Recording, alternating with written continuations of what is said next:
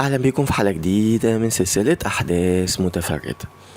النهاردة يا جماعة معاكم في الملف اللي مش بيتقفل أو مش هيتقفل إلا لما يتحسم الأمر ويتحقق اللي أنا توقعته كالعادة.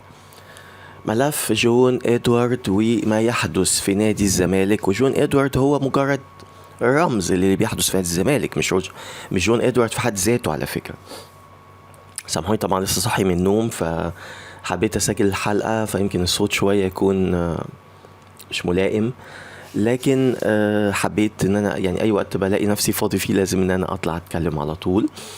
السؤال ده اتسألت من اكتر من حد.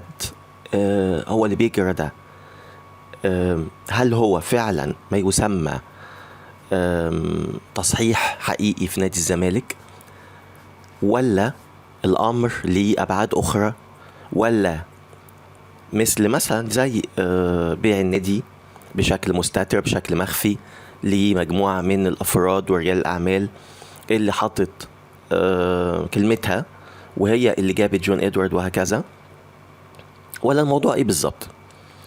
جاوبت السؤال ده قبل كده واتكلمت فيه، بس النهاردة بعمل له حلقة مختصة بيه عشان أحسم الأمر تماما وأزيل اللغط تماما وأنهي الجدل تماما.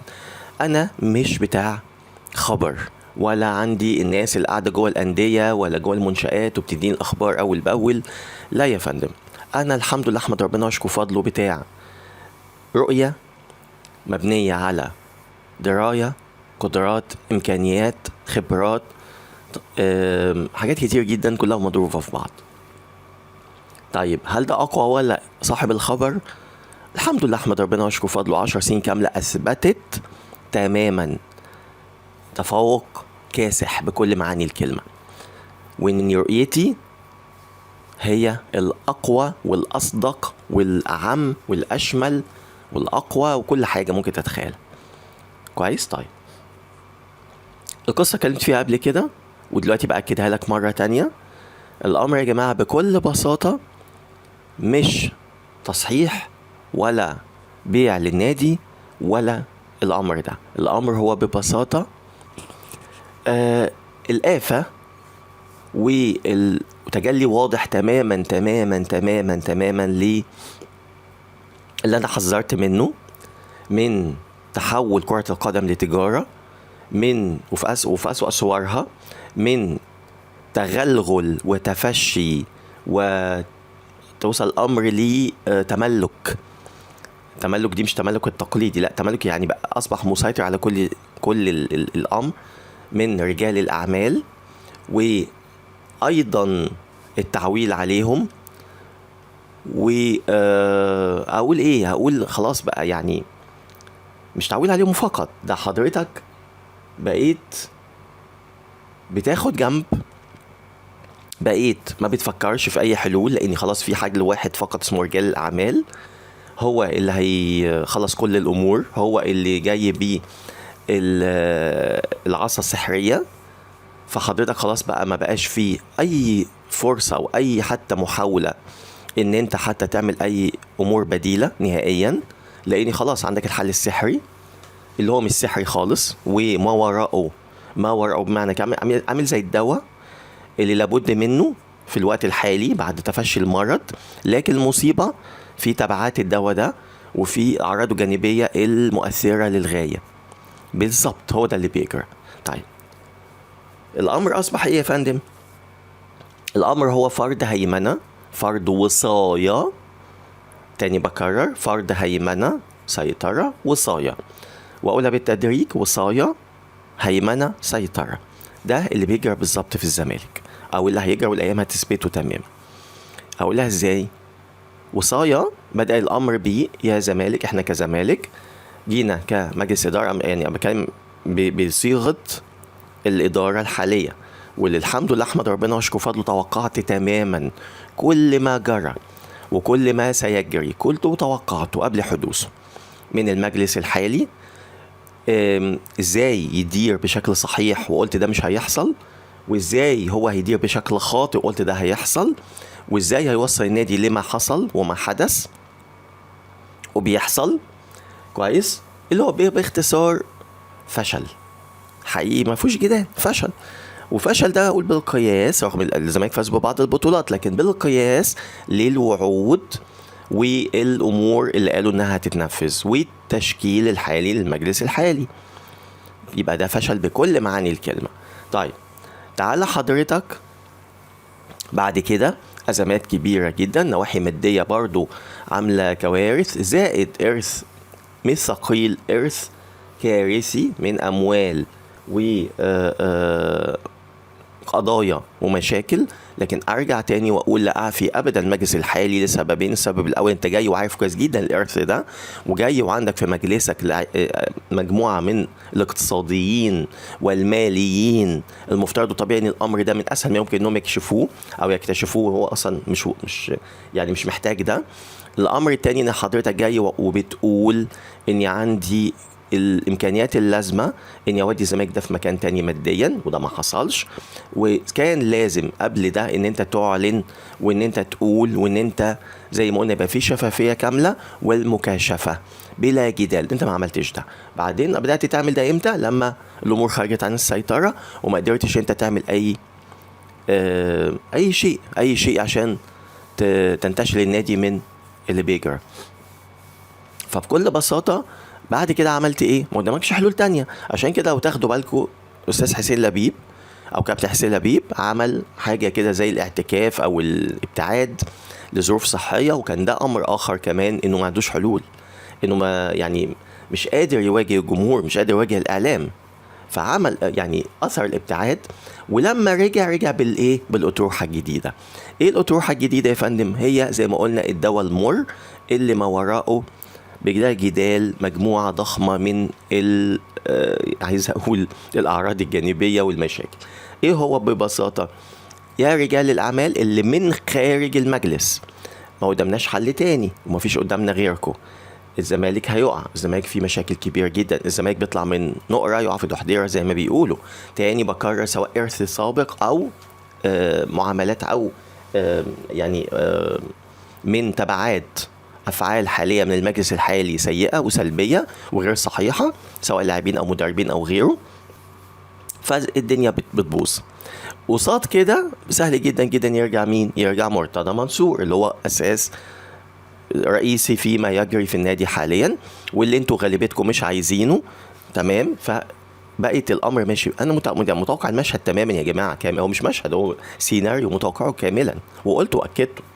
فدلوقتي قدامكم زي ما بيقولوا كده احنا بين شقي الراحه، واني زي ما بيقولوا ايه البحر وراءكم والعدو امامكم. اني ببساطه يا اما تنتشلوا النادي من الغرق، او ان هيرجع بسهوله جدا، سهل جدا يرجع حد زي مرتضى منصور اللي الكل مش عايزه. الحل ايه؟ رجال الاعمال بكل بساطه او مجموعه محدده من رجال الاعمال، محدده، ركزوا جدا في الكلام اللي بقوله، ومش زي ما بيقولوا كده ايه، مش معروفه قوي للجمهور او للناس. جزء كبير منهم مش معروف، هم مش عدد كبير على فكره، اتوقع انه عدد محدود. لكن قال لك اوكي مفيش مشاكل، احنا هنبقى موجودين لكن بشروط، ولكن بضمان حقوقنا. الحاجتين دول مهمين جدا، وده اللي انا حذرت منه كتير جدا جدا يا جماعه. قلت رجل الاعمال مهما كان محب للنادي، مهما كان عايز يخليه في افضل صوره، مهما كان عايز يدعم، مهما كان هيتعامل بعقليه رجل الاعمال وعقليه التجاره البحته. فقال لك عايزين نضمن حقوقنا، ثم عايزين عندنا شروط اللي هي بالبلدي كده ازاي ان حقوقنا دي ترجع لنا. دي الذريعه. فطبيعي لازم احنا اللي نكون اصحاب القرار، على الاقل في ملف كره القدم. وطبعا ملف كرة القدم يعني سوري يعني هو النادي بمعنى صح يعني. ودي من الكوارث ان يختزل نادي فيه 30 40 30 35 لعبه في لعبه واحده فقط. والمصيبه ان هم اللي ارادوا ده. يعني سبحان الله قال بالسحر على السحر، ان المجالس المتعاقبه هي السبب الرئيسي في تفشي سطوه وهيمنه كره القدم على بقيه اللعبات، اللي اصلا قلت ده خطا فادح. وجود نادي فيه مش عارف 30 لعبه و25 لعبه وحتى 10 لعبات تماما ده خطأ فادح. وعملت فكرتي المذهلة لإعادة هيكلة الأندية بمعنى صحيح، أو إعادة هيكلة الرياضة جوه الأندية بمعنى صحيح وكامل ورائع ويجلي فوائد مذهلة. المهم طلع قال لك إيه؟ قال لك ده تاني بكرر يا جماعة، أنا بتكلم بلا معلومة وبلا أخبار، أنا بتكلم برؤية كاملة. والحمد لله احمد ربنا اشكر فضله صح، بتطلع هي الاصح 1000 مره. طيب قال لك عايزين ده، طيب عايزين ده ازاي يا فندم؟ طبعا عشان كده لو خدتوا بالكم يعني احتجب برضه تاني بكرر دي من احد الاسباب لاحتجاب كابتن حسين لبيب، انه كان بيدرس الامر ده، عايز يدرسه في هدوء، عايز يدرسه في اخذ ورد، عايز يعمل نوع من المفاوضات. لا بلاش دي، طب انتوا هتضمنوا حقكم ازاي؟ احنا ما ينفعش ان احنا نسيب لكم ملف كرة القدم لان ده هيثير بلبله، هيثير لغط، هيثير لخبطه، كذا كذا كذا. في الاخر ما لقاش بديل، لان زي ما بيقولوا من الغرق النادي من وراءه ومن امامه. فالموضوع واضح، فاثر طبعا اللي ابتعد فتره، ثم اختار الحل الاول.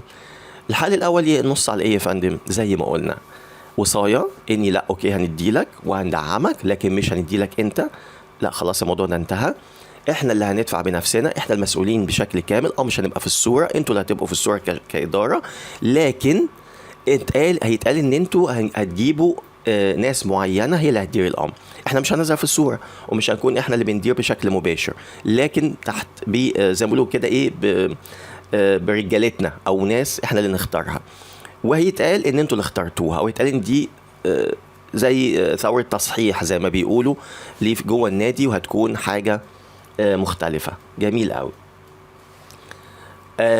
ده الامر الاول لحد دلوقتي، ده اللي بيحصل. عشان كده اللي جاب جون ادوارد مش النادي يا فندم، اللي جاب جون ادوارد هي المجموعة دي، واختاروه لانه شخص يعني شبيه جدا بيهم في الجزء المالي البحت، حد وكيل لاعبين سابق، علاقات، ما بصوش للجوانب الفنيه نهائيا، ما بصوش اللي انا قلته حذرت منه تماما لامكانياته الفنيه ورؤيته ويعني حطوه في منصب اكبر بكتير جدا من حجمه، لكن على الاقل زي ما بيقولوا يبقوا ضامنينه لان هم اللي جايبينه، وهو كده اللي مسيطر تمام، واشترطوا ان هو اللي يبقى يدير ملف كاملا ويعاد هيكله ملف كره القدم في ايد شخص واحد، لكن هو مش شخص واحد على فكره، هو على فكره وراهن وتحدى جون ادوارد بنسبة كبيرة جدا بيعمل الدور اللي أنا قلته، إنه منفذ أكتر منه بيدير بشكل كامل، هو إدارة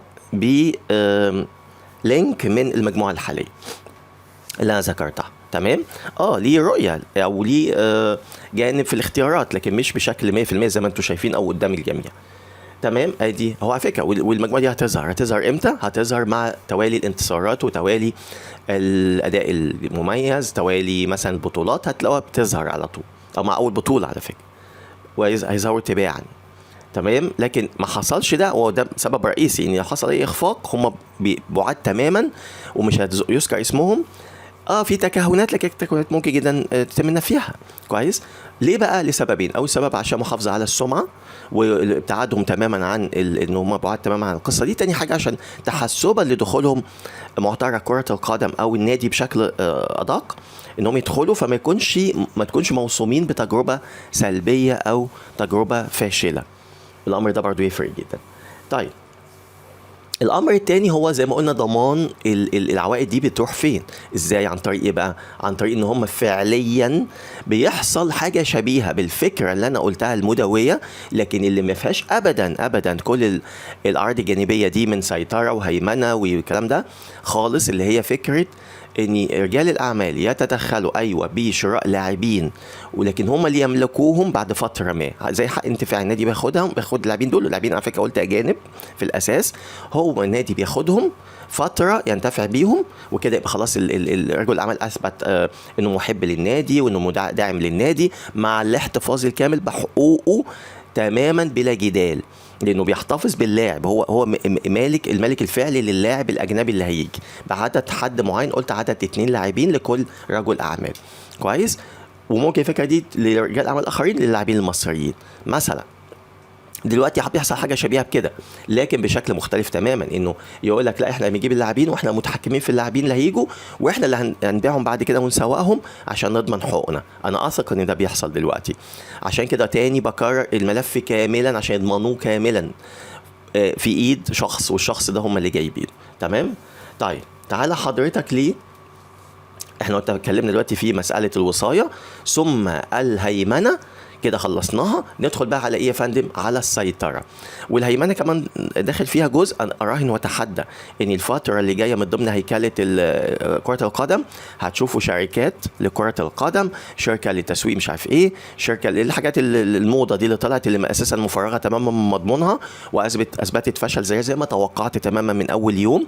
واحنا ملوك الأكلاشيهات وملوك التقليد مكان في الكرة المصرية عامة، ولكن المضمون صفر، لأن هم بيعملوا الأول اليافطة ثم بعد كده يعملوا لجوه، واللي جوه بعد كده ممكن ما يتعملش واليافطة تفضل سنين عادي جدا، أو السور يعني. تمام. فهيبداوا يعملوا الامر ده ويهتموا جدا جدا بالامور الاقتصاديه والامور الماديه والتجاريه قبل اي حاجه. وكمان النادي اللي بيتعمل في 6 اكتوبر اللي فيه مش عارف مول وفيه مش عارف ايه وبتاع، بيأكد تماما اللي انا بقوله. وفتشوا على الامر ده، او يعني حطوا خطوط تحت الامر ده يا جماعه. واللي انا تماما ضده تماما حكايه الافرع الانديه زي ما ذكرت كتير جدا، وان النادي يتكل على نادي رياضي يتكل على موارد تيجي من التجاره، موارد تيجي من امور ابعد ما تكون عن الرياضه. ده شيء سلبي وسيء للغايه. وارجع للمره المليون يا جماعه، ااكد تماما ان الامر فعلا خرج عن السيطره كاملا على مستوى العالم كله، مش في مصر فقط، لكن في مصر الامر اصبح كارثي. انك حضرتك الخراب اللي حاصل في كرة القدم بكل معاني الكلمة في ملف اللاعبين والمدربين، واللي حذرت منه من 10 سنين من أول يوم بدأت فيه، وحذرت من الملف ده وقلت الملف ده هيقفل أندية كبيرة انت هتندثر أندية وهيعمل خراب غير طبيعي. بص اللي بيجرى في الأهلي واللي توقعته وأكدته والأيام أثبتته من أول يوم، على فكرة مش من إمام عاشور، مش من زيزو فقط. لزيزو يعتبر هو المسمار الأخير في اللي بيجرى، لا من فترة، من 2-3 من أول ما بدأ الاستراتيجية السلبية والسيئة والكارثية من إدارة الأهلي وعلى رأسها كابتن محمود الخطيب في عمل مسألة تكويش على أفضل اللاعبين، مسألة إشارة العبد ولا تربيته زي ما بيقولوا، مسألة الفرض السيطرة على الكرة المصرية بالطريقة دي أو حتى الكرة الأفريقية، إنه يفرغ الأندية من أفضل لاعبتها، مسألة إنه ياخد اللاعبين الأميز من كل الأندية بالذات الأندية المنافسة بلا جدال، وبقت منخوذة عبلية وبزغللة، او عايز اقول ايه يعني باستمالة رهيبة من ناحية الاموال. ده ادى لايه يا فندم؟ ان بقى خلاص انت بقى مستحيل تقدر تسيطر على غرفة اللبس بتاعتك، مستحيل، وهتحصل مشاكل ضخمة. وهو الكلام المعلن عن ترديات كتيرة شغالة، رغم ان اصلا مفيش حاجة اسمها كده في الدنيا، وان اي عقد محترم في الدنيا بيبقى عقد كامل شامل وافي كافي لفترة كاملة. هو بنفس العقد مفيش حاجة اسمها لاعب يتألق مباراة ولا مباراتين ولا حتى موسم يقول لك اعملي تردية ولا جايب عقد، مفيش حاجة اسمها كده يا حبيبي. في عقد بتاعك ان من تاريخ زمني كذا لنهاية تاريخ زمني كذا لازم تلتزم بيه بالمبالغ المحطوطة. مفيش حاجة اسمها أبدا إن أنت تاخد زيادة. ده أقل ما يقال عليه تدليس، أقل ما يقال عليه خراب بكل معاني الكلمة، وده اللي بيجر. انفلت الوضع، وده توقعته تماما من أول يوم، من قبل أشرف بن شرقي كمان، من إمام عاشور لو نتذكر، وقبل إمام عاشور كمان. تمام. فحذرت تماما والآن بتثبت كلامي. فانت حضرتك بدل ما انت عمال تدور على موارد وحط ايدك على خدك وعمال تقول اجيب فلوس منين وعمال تحاول تفتح اي سبل، ودايما بتبقى خاطئة 100% وتؤدي بيك لكوارث، اي سبل للنواحي المادية. طب ما انت اعمل الاسهل، اعمل يعني زي ما بيقولوا كده البيضة ولا الفرخة، اعمل الاسهل. ارجع للخراب اللي حاصل فيه ما يسمى العقود، اعمل افكار الخرافيه وابتكارات المذهله للامر ده. ازاي انت تعمل عقود صحيحه، ازاي ترجع المبالغ الماليه اللي طبيعتها هقول ايه مش لاقي لفظ يتقال. ازاي ترجع الامر لنصابه لطبيعته. لا اكتر لاعب في مصر يستاهل كام. ازاي انت تعمل العقود بطريقه صحيحه 100%، ازاي تدي العقود السنويه بطريقه مظبوطه، مش تخرب النادي كويس. كل ده ازاي عامله بالادله، عامله بالافكار مدويه بمعنى الكلمه، وعامل ازاي الطرق الصحيحه لده، وازاي الامور الشفافه تماما، واللي ما فيهاش بقى نظام ترديات ولا فلوس تحت الترابيزه ولا تدخل حد ولا اعلانات ولا كلام الفاضي ده. وان اللي يكون مسؤول عن ده هيئه مختصه داخل الاتحاد المسؤول او داخل الهيئه المسؤوله عن كره القدم، هي اللي تدير الامر ده كاملا، سواء شراء اللاعبين او تجديد العقود او حتى كمان اعارات او غيره، كاملة شاملة بلا جدال. ويوثق ده تماما بعقد ثلاثي او بمعنى صح ب3 نسخ نسخة مع اللاعب، نسخة مع النادي، نسخة في المنشأة دي زي ما بقول، صوت وصورة وبطريقة صحيحة 100%. والمفاوضات كلها تحصل في هناك في الجهة دي، وقبلها طبعا يكون في جهة التثمين عامل الفكرة دي من 4-5 سنين، جهة كاملة لتثمين اللاعبين والمدربين لا تتخطى أبدا السقف المحطوط. ونفس الامر بالنسبه للبيع والشراء، نلاقي خلاص النادي اللي يعلن ان هيتم بيع اللاعب الفلاني انتهى الامر تماما، الامر ده خلاص ملوش علاقه النادي بيه، بيبقى منوط بيه الجهه المسؤوله عن الامر ده. الجهه دي هي اللي بتبيع اللاعبين للعرض الافضل للنادي. مفيش حاجه اسمها بمزاجك تبيع لده ولا ما تبيعش لده، ولا اصلا بشجع ده لا ده ما بشجعش ده، ولا رئيس نادي يكلمني يقول لي ما تبيعش للنادي المنافس. كل التهريج ده مش هيحصل، كل الفشل ده مش هيحصل، كل الخراب ده مش هيحصل. خلاص بقى الامر يا جماعه اصبح دي مش رياضه، اقسم بالله ما رياضه. كلمه فوضى اقل ما يقال، كلمه فوضى اقل ما يقال. ده انا عامل افكار مذهله، عامل ابتكارات مدويه، خلي كره القدم دي في شكل او في مكان مختلف تماما. شوف احنا كل اللي بنمر بيه طول الفتره اللي فاتت، كل ده ما كانش يبقى موجود اصلا. المهاترات والفشل والعك والعكعكه واللخبطه والازمات والمشاكل والكوارث، ما كنتش هتلاقي اي حاجه من دي. طيب فبعد كده خلاص يعني الامر سيطره بقى. بعد كده السيطره بقى تبقى السيطره كامله ازاي؟ هيبدا يظهر للعلن المجموعه دي، سواء عن طريق الانتصارات زي ما قلت، يبدا الناس دي تبدا تظهر تباعا، ويبدا بقى خلاص الجمهور يتعلق بيها، والمجموعه اللي بتديرها تبقى مجموعه مجرد فقط مجموعه شكليه مش اكتر. وبعد كده هتبقى خلاص الامر يتاكد تماما بترشحها للانتخابات وفوزها طبعا بلا جدال. تاني بكرر، في حاله ان الامر يؤتي ثماره او يؤتي اكله، طبعا على فكره مش لازم في اول موسم، لا ممكن جدا يكونوا حاطين، انا اتوقع انهم حاطين رينج سنتين للتجربه دي، السنه دي والسنه الجايه، من سواء النجاح او فشل رياضي. لكن من الناحيه الماديه هم ضامنين، خلاص هم ضامنين اللاعبين لو الدنيا ما ظبطتش خلاص اللاعبين دول يطلعوا ويتباعوا سواء بمكسب او بثمنهم، اللي هو بالبلدي كده ما خسرناش حاجه. اللي اتدفع هنجنيه تاني، وهنجني قصاده كمان، زائد انه كمان هيبقى في جانب بقى اعلانات، جانب ترويجي، كل ده برضه هيبان خلال او هيظهر خلال الفتره اللي جايه. ادي المشهد بكامله، ادي المشهد يعني بتوقعه للسنتين 3 الجايين كمان، او السنه سنتين كمان الجايين بالكامل، والايام هتثبت كلامي. يبقى كده حسمت الامر تماما تماما تماما كالعاده قبل الجميع، وافضل بمراحل وبرؤيه صحيحه كامله واضحه هتثبت تماما، والايام بينا. دي قصه ببساطه يا جماعه، والرد على الاسئله المهمه اللي جات لي، وكان ده قلته واكدته قبل كده، لكن دلوقتي بعمل له حلقه، بفرد له حلقه كده.